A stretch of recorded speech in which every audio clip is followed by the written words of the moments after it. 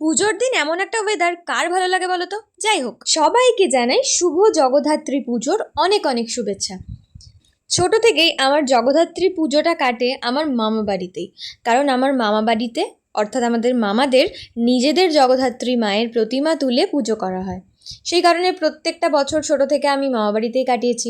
আরামবাগে বাড়ি হওয়া সত্ত্বেও আরামবাগের জগদ্ধাত্রী ঠাকুর দেখার সুযোগ খুব কমই হয়েছে হয়তো। সেই কারণেই আমি, মা আর বাবা সকাল সকাল বেরিয়ে পড়েছিলাম মামা বাড়ির উদ্দেশ্যে। মায়ের পুজোর জন্য প্রয়োজনীয় জিনিস যেরকম মিষ্টি, ফল, ধূপ, ধুনো, বাতাসা এসবই কিনে নিয়েছিলাম। তারপরেই চলে গিয়েছিলাম সোজা মামা বাড়ি। আর মামা বাড়ি ঢুকতেই দেখুন মা মেয়ের গসিপ অলরেডি চালু হয়ে গেছে। আর তারপরে আমরা চলে গিয়েছিলাম একটু মন্দির দিয়ে ঘুরতে। তো বাবাকে এখানে বলছিলাম তুমি একটু হেঁটে দেখো, তো আমি একটু ভিডিও করি। আমি আর বাবা মন্দিরে অলরেডি চলে এসেছি, দেখতেই পাচ্ছ। আর দেখো কত সুন্দর মন্দির আর কত সুন্দরভাবে সাজানো হয়েছে। কি জগদ্ধাত্রী পুজোর ফুল ভিডিও দেখতে চাও তো? তাহলে চ্যানেলটাকে তাড়াতাড়ি সাবস্ক্রাইব করে নাও।